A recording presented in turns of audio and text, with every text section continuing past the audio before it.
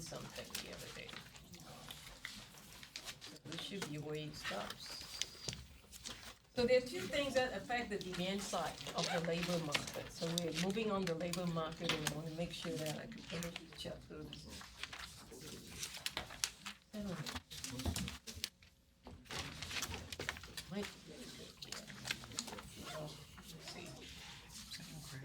So there are two things that affect the demand side. Okay, we're dealing with labor market now.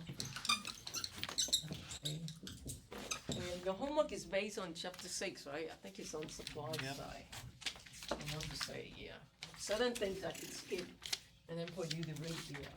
Okay, so your demand curve is downward sloping, and this is wages. This is like your price of hiring. This is your N, which is employment, really. So your demand curve is downward sloping because, as you have done before, 60K, you might hire 5 workers, and if it is 50K cheaper, and again, this is from an employer's viewpoint. Because if you're McDonald's trying to hire someone, and if the wages are lower, you're more willing to hire more. Oh, shoot. That should be 7, yeah. So therefore, demand curve is downward sloping. And we could also call the labor demand curve VMP, which you done the other day. See how many of you could tell me what is VMP? Consists of 2 terms. First one is the productivity, okay, or your marginal productivity, multiply, this is multiplication, by the price of the output. Okay, this is a review. So because you all done this the other day. So if your marginal productivity goes up, which Dr. Frederick gave an example, your VMP should goes up. All things being equal. Make sense? So then your labor demand curve shift to the right. Okay, and then, or if the price of output goes up, and I think you look at example for computer prices from 3,000 to 5,000, remember that one?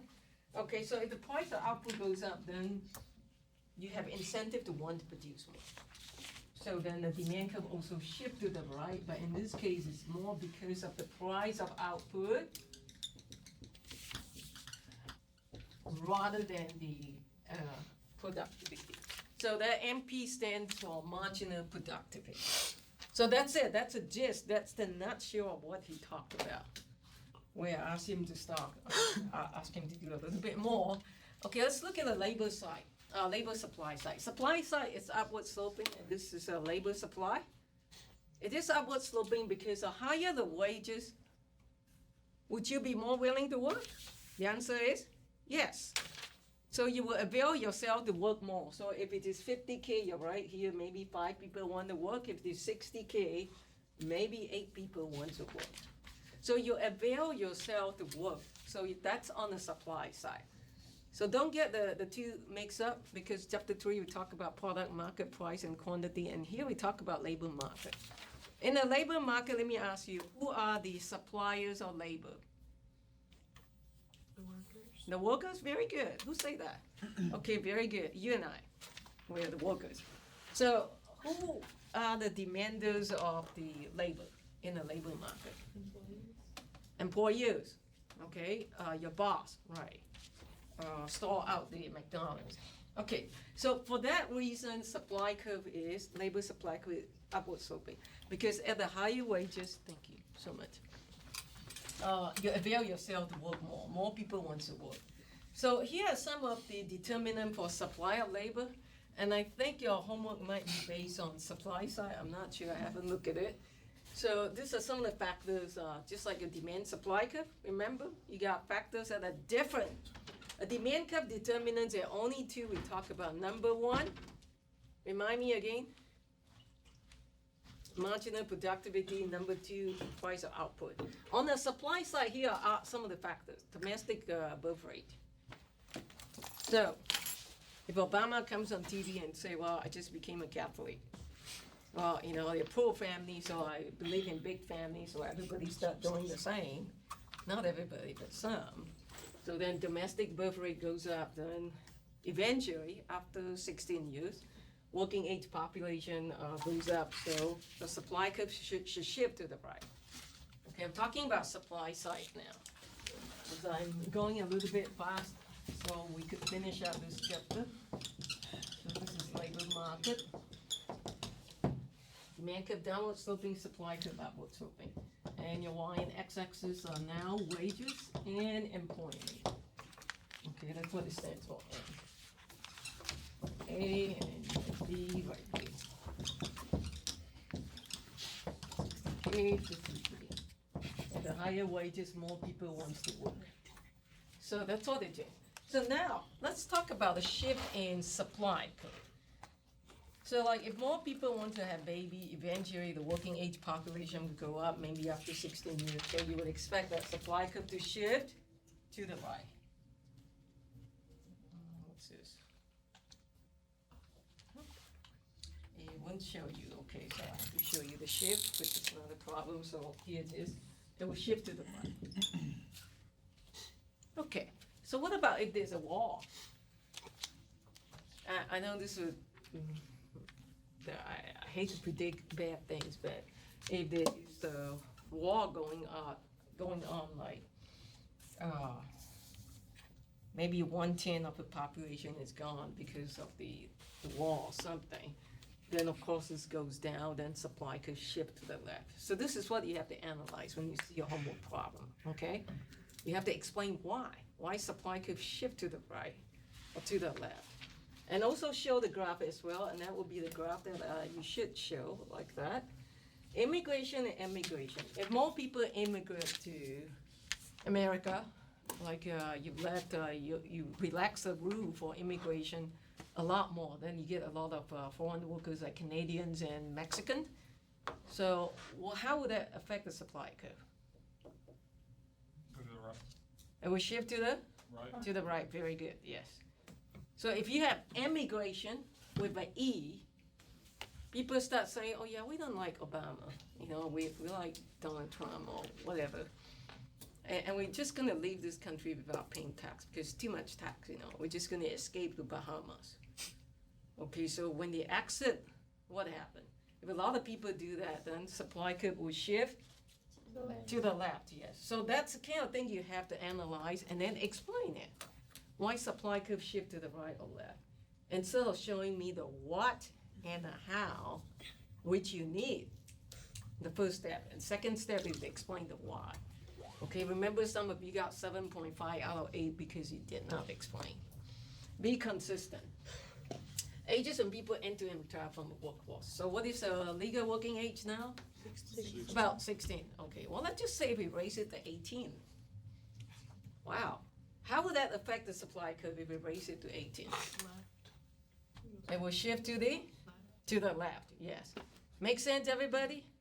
Okay, the reason is because you missed 2 more years, you know, these people are just sitting at home and, really just waiting to get into the labor force. So the labor force shrink over time, so it shift to the left. Well, what do you let your baby brother and sisters get in? The lower it to 14 years old. It will shift to the right, why? Why? Because including the 14 and the 15 years old. Or 15, pretty close to 16, then it will shift to the right. Same thing with retirement. Okay, so retirement age is 65. So if we raise it to say 70, supply curve will shift to the right. Okay, is everybody with me? Everybody understand what's going on? Okay, you can take note. I'm not writing everything down. But this will be the essence of your homework problem. So let's just say we drop the other way? So we drop the retirement age from 65 to 60 years old. Then what would happen? Supply curve should shift to the left because there are less people working. Okay, very good. So that's basically what it is about. So here, the difference between all things being equal, supply curve of labor will increase or shifting to the right due to 2 things. The first one is the absolute number, the working age population. The second one is the percentage working population. Okay, they both should eventually make the supply curve shift to the right. Okay, so very quickly, you can merge the two together. I think in your homework problem, sometimes students only show one side, like the supply side or the demand side.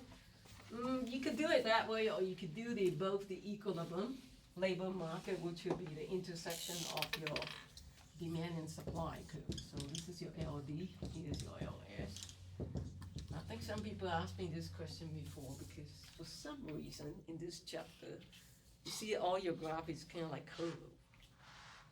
It's the same if you draw a curve or a straight line. So I'm just going to draw a straight line. So this will be your equilibrium wages. This will be your equilibrium employment.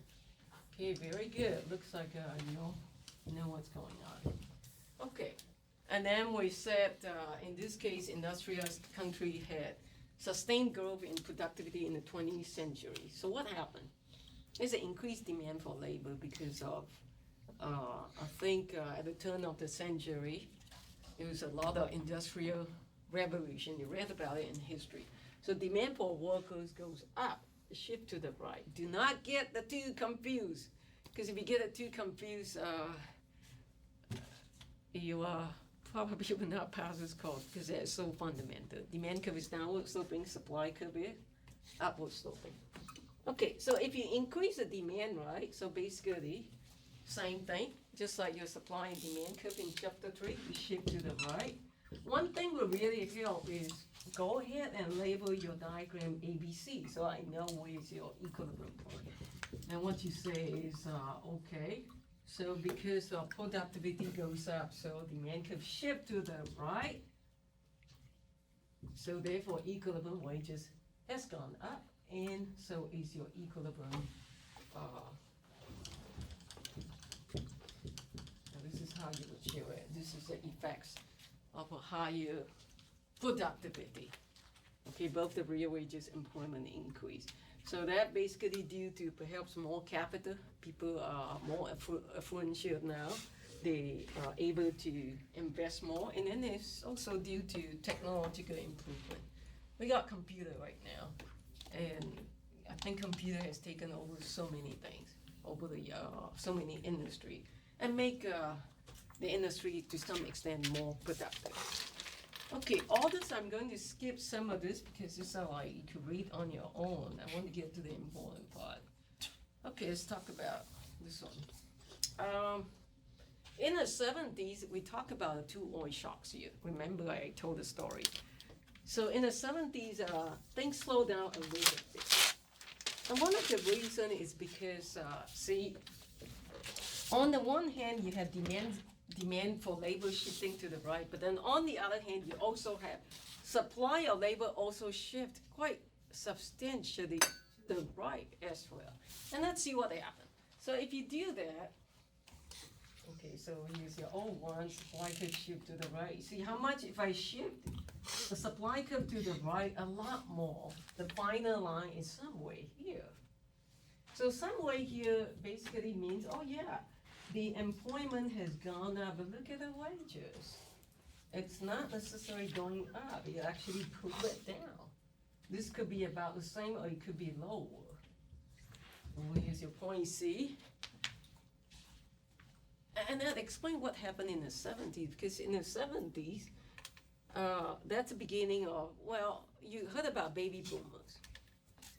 How many of you know, or tell me if you know, when you refer people as the baby boomers, what ages are you talking about? What year were they born? 19. After the war, Second World War.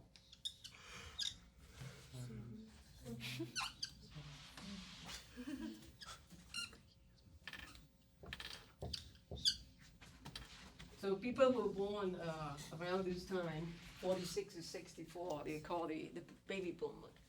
So you can figure that out. Today, this is 2016 now, how old are they? The one who were born in 46 will be? Like 52, around there. Okay, is this about 50 years now? Okay. What about the one who was born in 64? Well, 64 is the 50. Okay, yeah. So they will be in their 50s and 60s, basically. Correct? Okay. We have a lot of them. So you heard about the expression aging population. And this is affecting a lot of economy, not just U.S. economy, but a lot of European countries as well, because, and Japan as well, because Japan is even worse because their longevity is about 90 years old. For male, not for female only. Female will be higher. So then, baby boomers are coming of age. That means the aging population are aging, and then there are a lot of them to be supported by the younger generation. So you got a problem. Supply could shift to the right. Okay, after the World War II, we know that during Second World War, what happened? The men would be going to war in Europe. What did the women do? Work. Yeah, they work. You see pictures, they were building this artillery in the factory.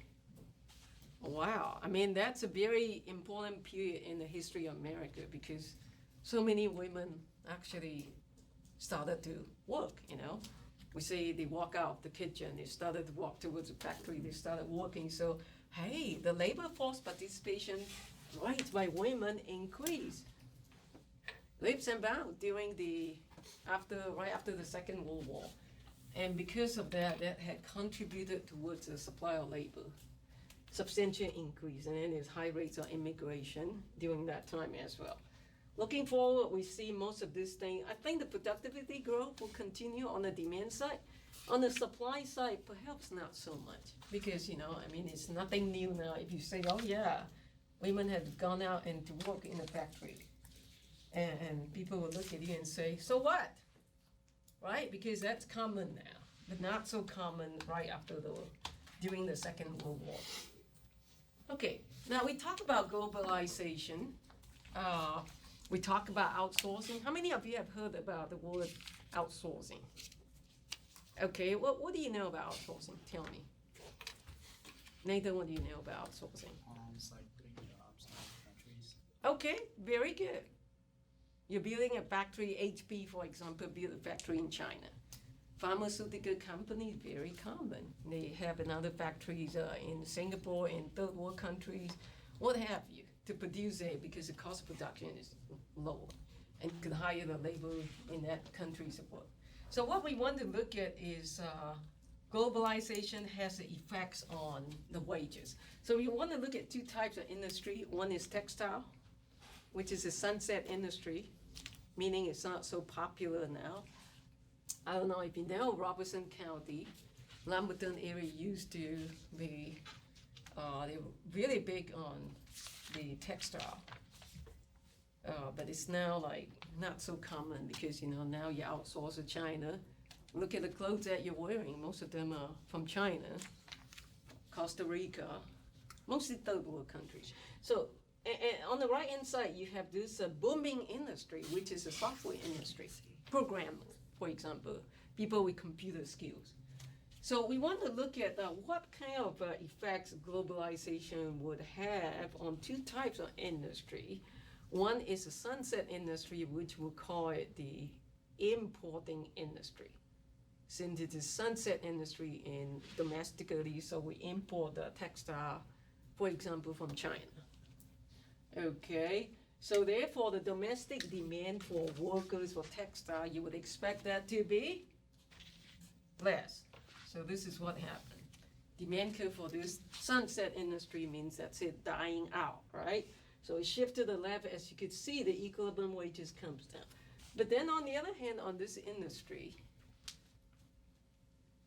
we got iPhone 7 coming out. We got software I can keep up with. What is it now? Microsoft operating system. Is that Windows 10 now? Is that what you have? Yeah.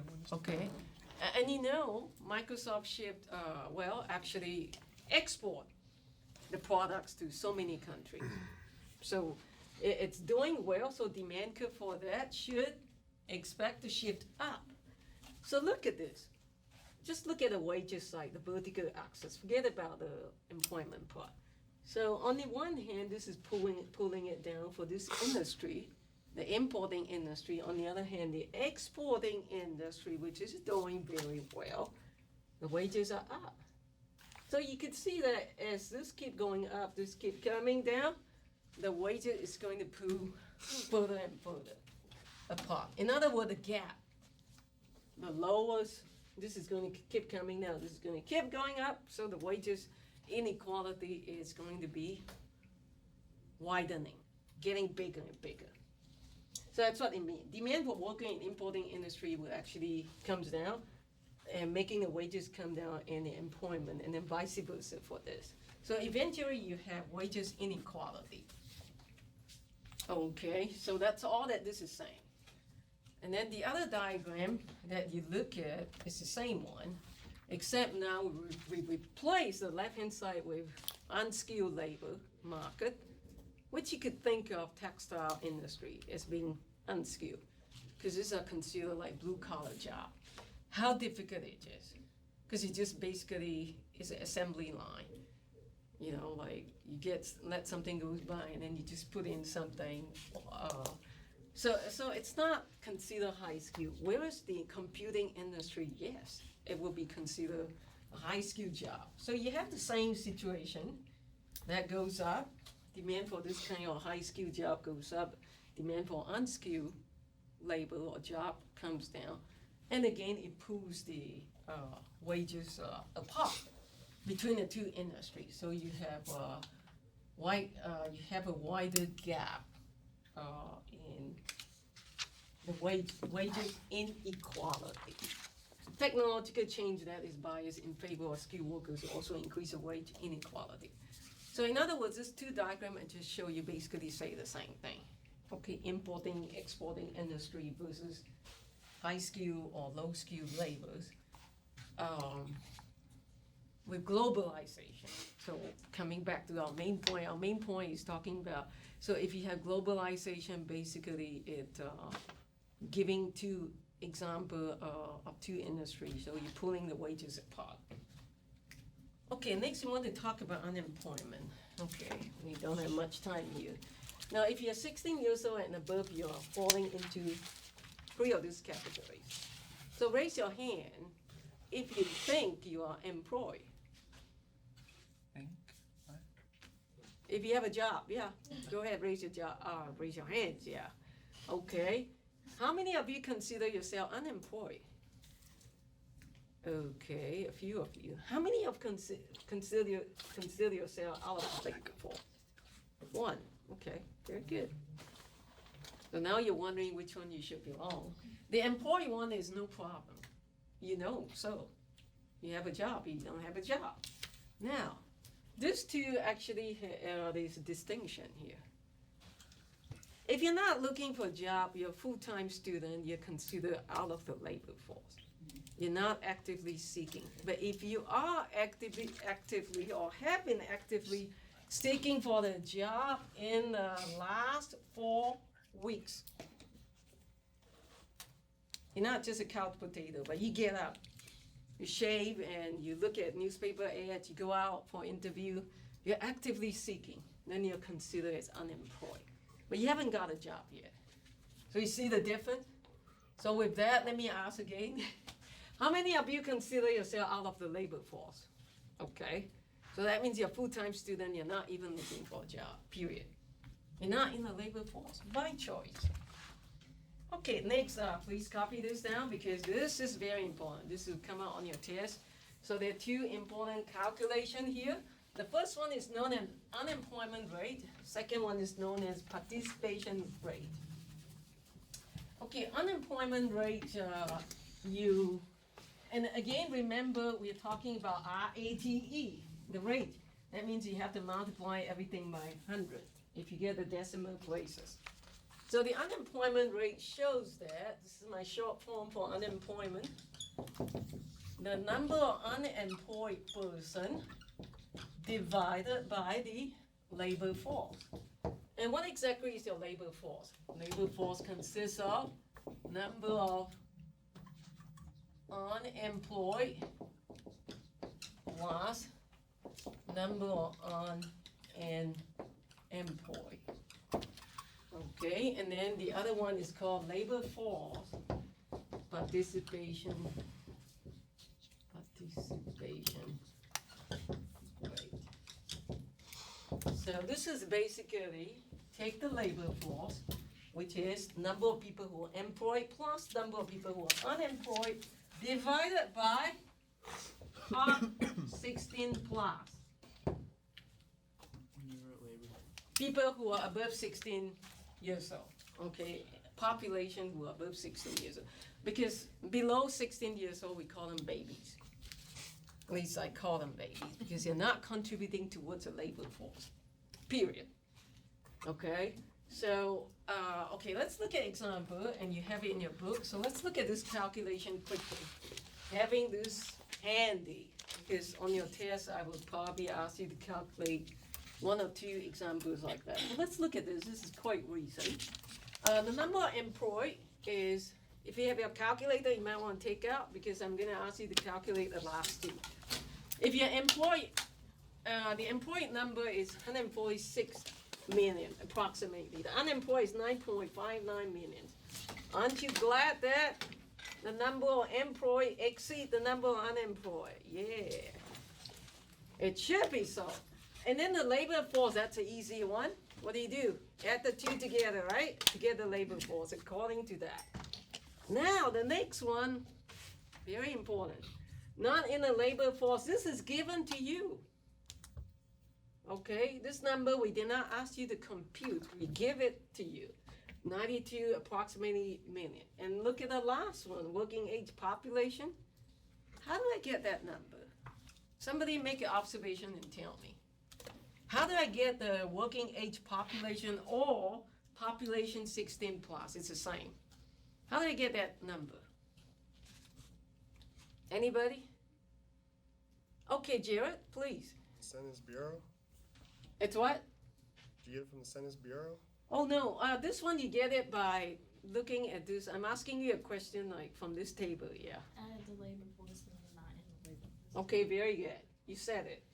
You're adding labor force plus not in the labor force together to get that. Because a while ago when I asked how many of you are in the labor are not in the labor force, some of you corrected it and say yes, because you're not looking for a job. You're not considered unemployed. Done. So if your household, well, let's see. If you're a full-time student, you're considered out of the labor force or not in the labor force. Now, if you're retired, you're in there too. If you're in the military, you're in it too. If you're disabled, not able to work, and over 16 years old, you're in there. Who else should be in there? Housewives, right? Should be also not in the labor force category. So go ahead and calculate this unemployment rate and participation rate. I'm going to ask you to give me an answer. So based on the calculation, we have the formula we have over there. So you should not have any problem because you got all the numbers there. So this one will be, anybody got the number? Can I have it?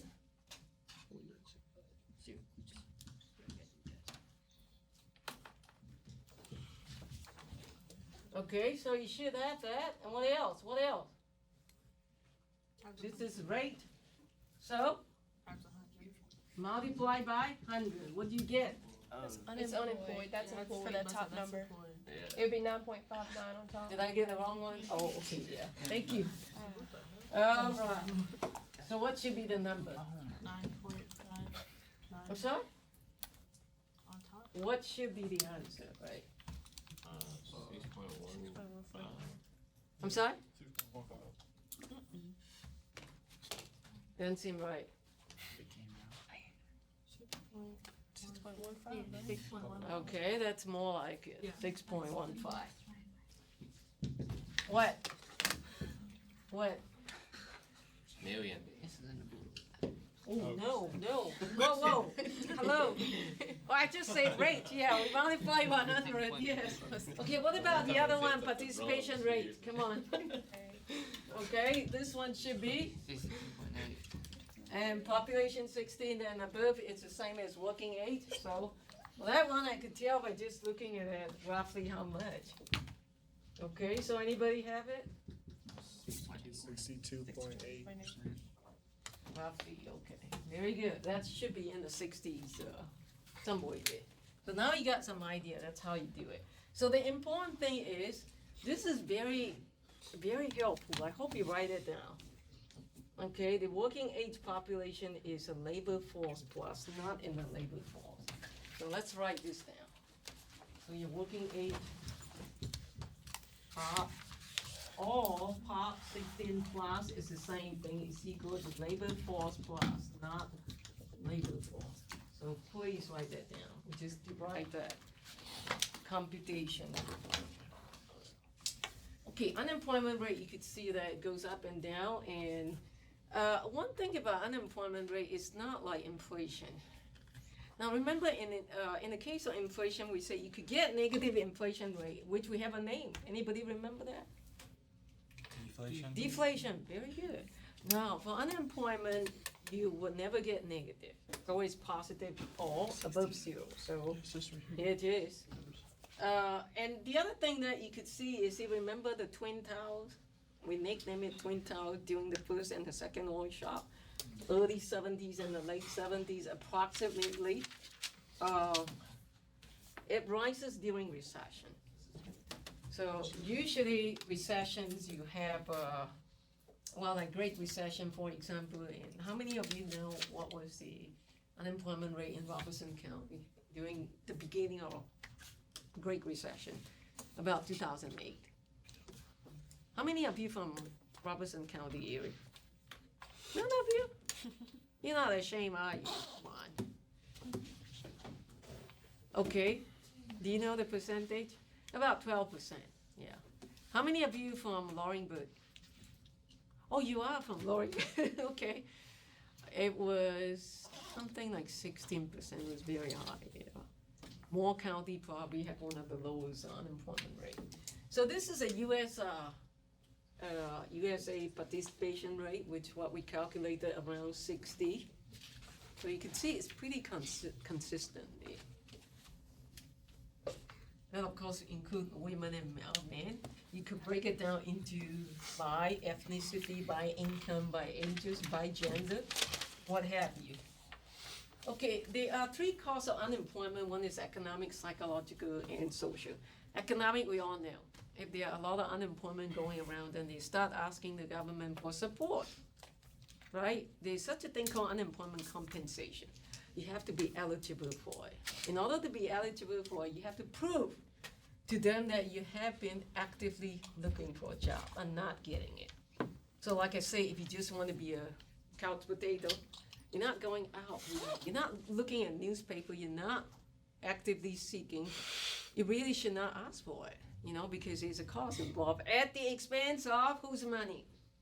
Taxpayers. There you have it. So economic cost, psychological cost basically is talking about, and social they kind of like together because you have low self-esteem.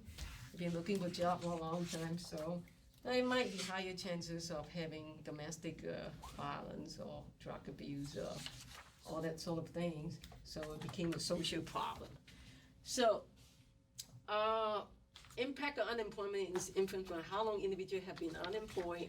And there were a few definitions there. Unemployment spell means you fall in and out of unemployment. You get a job and then you don't like it, you get out and get in, get out, get in, get out. The duration of unemployment, basically we say that at least 6 months you're looking for a job, you consider long-term unemployment. And that's kind of like bad news. Chronically unemployed is even worse. It's beyond 6 months. There are two types of workers that we say should be included in the unemployment calculation, unemployment rate calculation. But right now, okay, Jared, a while ago you mentioned BLS, right? It stands for Bureau of Labor Statistics. This is the government agency that computes the unemployment rate. So there are two categories of workers that we think should be included, but they are not. Number one is discouraged workers. People would like to work, but they have not looked in the last 4 weeks. So according to the BLS definition, we say we don't count these people. These people are out. We count them as labor force. In fact, not in the labor force, like some of you who raised your hand earlier, rather than unemployed. But some economists argue that it should be classified as unemployed. Because see, what happened is if you classify it in the numerator on top instead of in the denominator, that unemployment rate will be higher. But if you put it in the labor force, the bigger that number in the denominator, the smaller is the rate.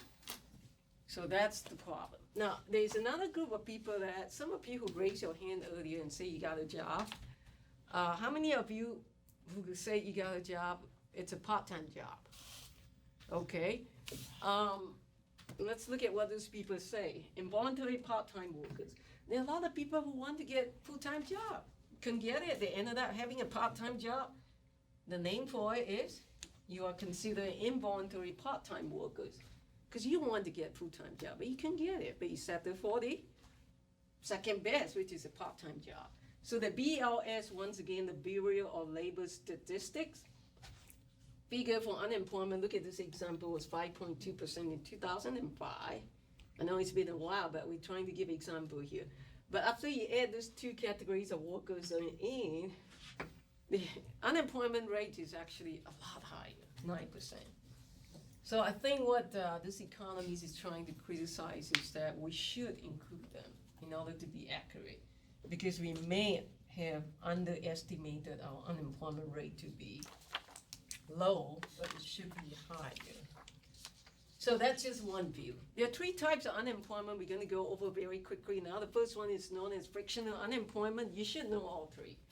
Frictional unemployment is one that I consider short-term, and this is a good kind of unemployment. I know you probably have never heard about good kind of unemployment. This is the one with the smiling face. Okay, frictional unemployment basically say, a while ago I say you fall in and back into the labor force.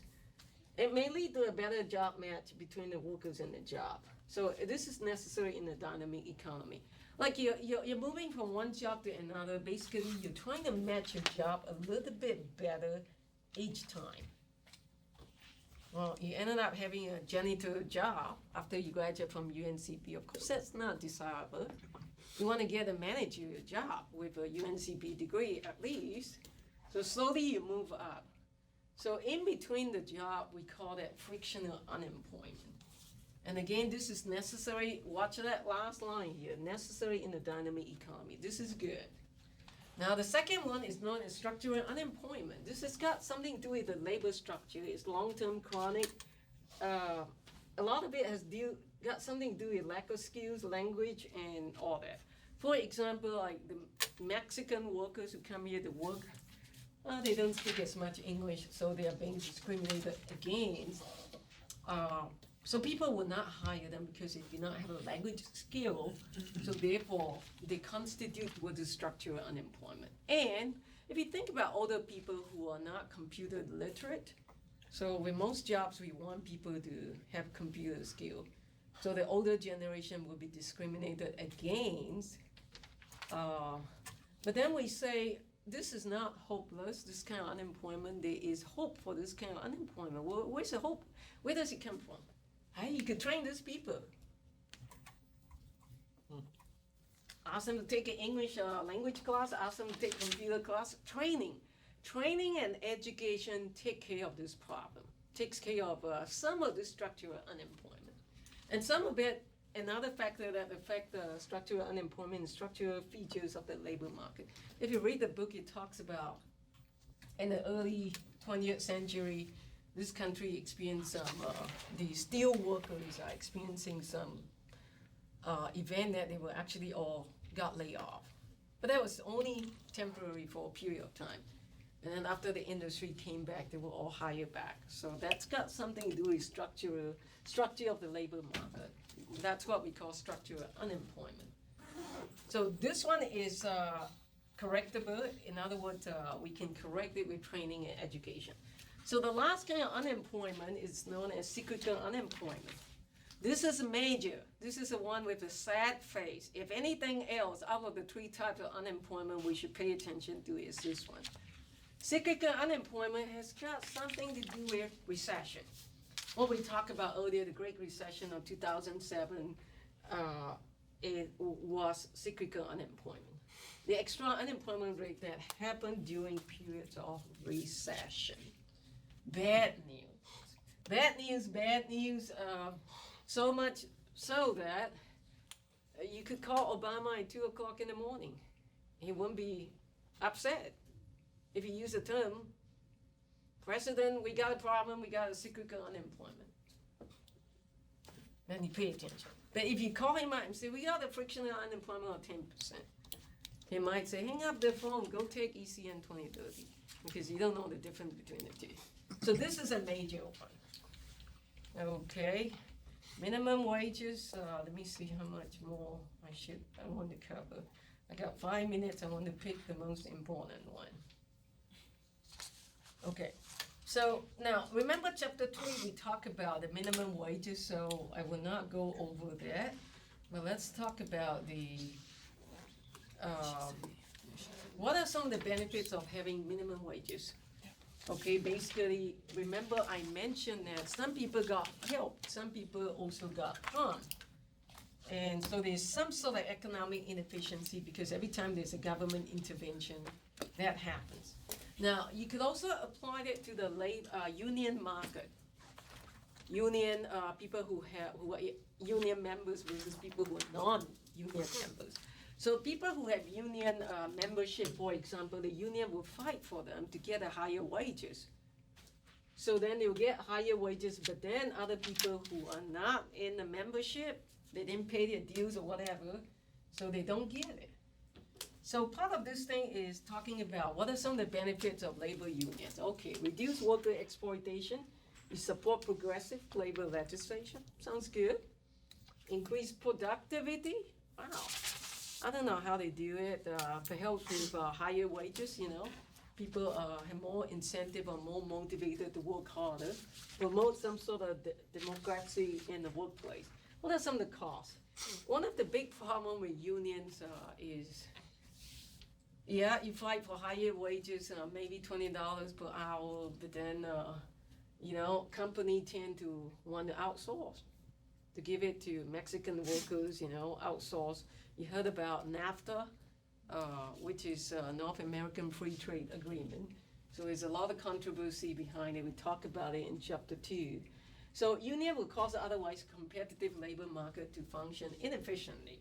Union may also prevent companies from competing in the global economy. So they are good and bad about it. You fight for higher wages for a small group of people, but then there are some other consequences and are not so good too. Unemployment compensation or insurance, we talked about it earlier. Government gives that out, but you have to be careful.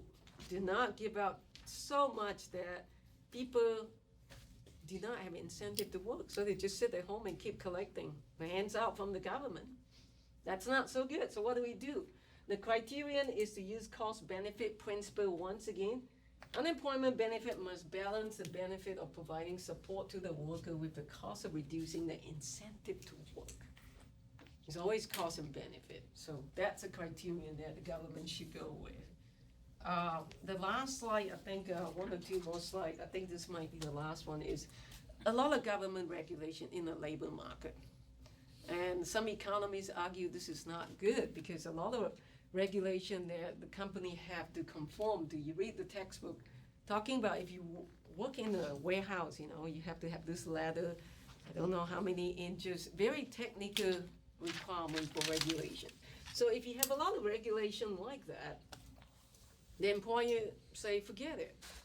Why should we hire so many workers, It causes the demand curve to shift down because employers do not have incentive to want to hire as much. It reduces the productivity of workers because you spend so much time trying to learn, keep up, to comply with the regulation that the government have imposed. So the reduction in demand would increase unemployment. As you could see, if you shift the graph down, you would have more unemployment and lower wages. So once again, going back to the so-called cost-benefit criterion, we talked about it earlier, should be used to determine how feasible it is to actually pass labor legislation. I think this is my last slide. It's kind of fast, but There's one question that I think you should try to work on, because I don't have time to go over. Monday is a test, so on Monday, everybody knows, right? Monday we have a test on chapter 5 and 6, correct? So we'll meet at the lab. Okay, the question is, question number, let's see. Looking at chapter, yeah, this is the correct one. At the end of the chapter, combined. Give me another second, I'll find.